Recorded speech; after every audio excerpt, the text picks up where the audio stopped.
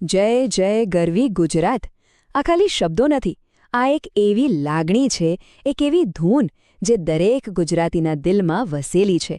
પણ શું આપણે ક્યારેય વિચાર્યું છે કે આ અમર ગીત કેવી રીતે બન્યું અને કેમ તે ગુજરાતની ઓળખનું પ્રતીક બની ગયું?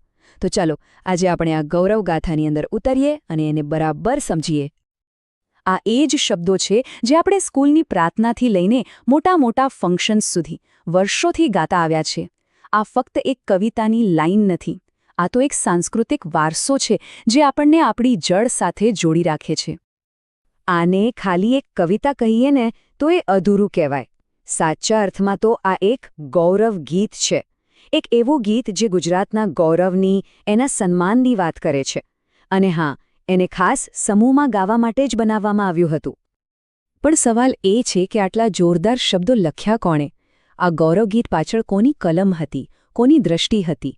ચાલો આપણે એ મહાન સર્જકને મળીએ જેમણે ગુજરાતની આખી ભાવનાને શબ્દોમાં જીવંત કરી દીધી. આપણે બધાએ આ ગીત ગાયું છે, એમાં કોઈ શક નથી. પણ શું ક્યારેય અટકીને વિચાર્યું છે કે આ અમર લાઈનો પાછળનો ચહેરો કોનો છે? કોણ હતા એ જેમણે ગુજરાતની ઓળખને આટલી સુંદર રીતે શબ્દોમાં ઢાળી? એ હતા અર્વાચીન ગુજરાતી સાહિત્યના પ્રણેતા નર્મદાશંકર લાલશંકર દવે, જેમને આપણે સૌ ગૌરવથી કવિ નર્મદ તરીકે ઓળખીએ છીએ. એ ખાલી કવિ ન હતા, એ એક સમાજ સુધારક હતા અને સાહિત્યમાં એક નવા યુગની શરૂઆત કરનાર હતા. નર્મદ ખાલી કવિ ન હતા, એક ક્રાંતિકારી હતા.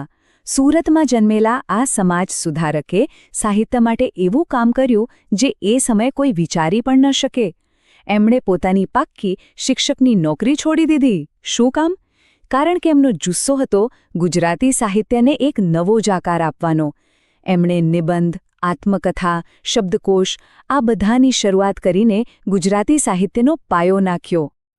એમનું લક્ષ્ય એકદમ સાફ હતું, આધુનિક ગુજરાતી સાહિત્યનો પાયો નાખવો. અને એમને એક કરી બતાવ્યું. મારી હકીકત એ ગુજરાતી ભાષાની પહેલી આત્મકથા હતી. વિચાર તો કરો, એ જમાનામાં કોઈએ પોતાના જીવન વિશે આટલી નિખાલસતાથી લખ્યું નહોતું. આ જ એમના સાહસ અને એમની દૃષ્ટિનો સૌથી મોટો પુરાવો છે. હવે નર્મદની જે કમાલ હતી ને, એ ખાલી નવા સાહિત્ય સ્વરૂપો બનાવવામાં જ નહોતી. એમની કવિતામાં પણ એક જાદુ હતો. જય જય ગરવી ગુજરાતમાં એમણે ખાલી લાગણીઓ નથી ઠાલવી, પણ ગુજરાતનો એક આખો નકશો દોરી દીધો છે શબ્દોથી. ચલો જોઈએ કેવી રીતે. જુઓ, નર્મદ ગુજરાતની ભૌગોલિક સીમાઓ કેવી રીતે બાંધે છે. એ કોઈ રાજકીય સરહદોની વાત નથી કરતા. એ તો 4 દિશાઓમાં 4 મોટા તીર્થસ્થાનોને ગુજરાતના રક્ષક બનાવી દે છે. ઉત્તરમાં અંબામાતા, પૂર્વમાં મહાકાળી, દક્ષિણમાં કુંતેશ્વર મહાદેવ અને પશ્ચિમમાં સોમનાથ અને દ્વારકાધીશ.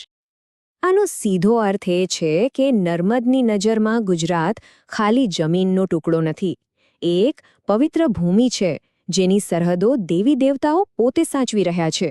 એટલે કે એ ભૌગોલિક નકશાની સાથે સાથે એક આધ્યાત્મિક નકશો પણ રચી રહ્યા છે.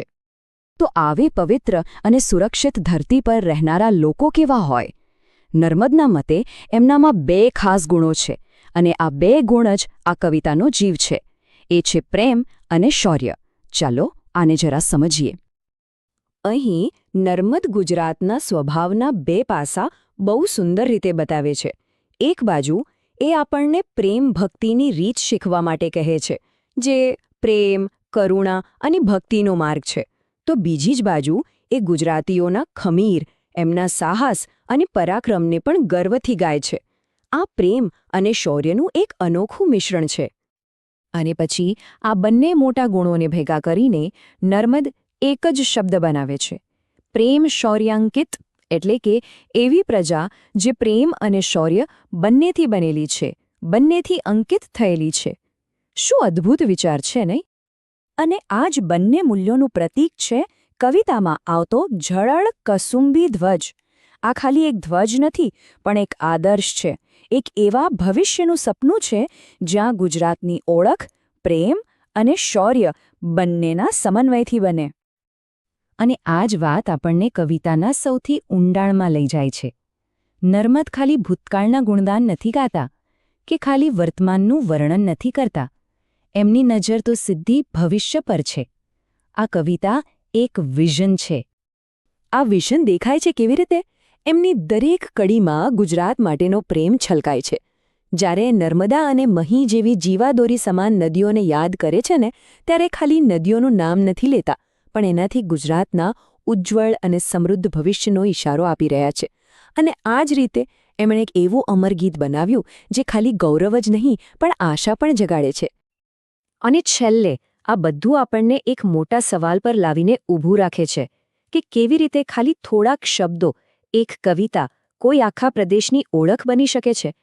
કેવી રીતે કળાનું એક સ્વરૂપ પેઢીઓ સુધી પ્રેરણા આપીને એનું ભવિષ્ય ઘડી શકે છે.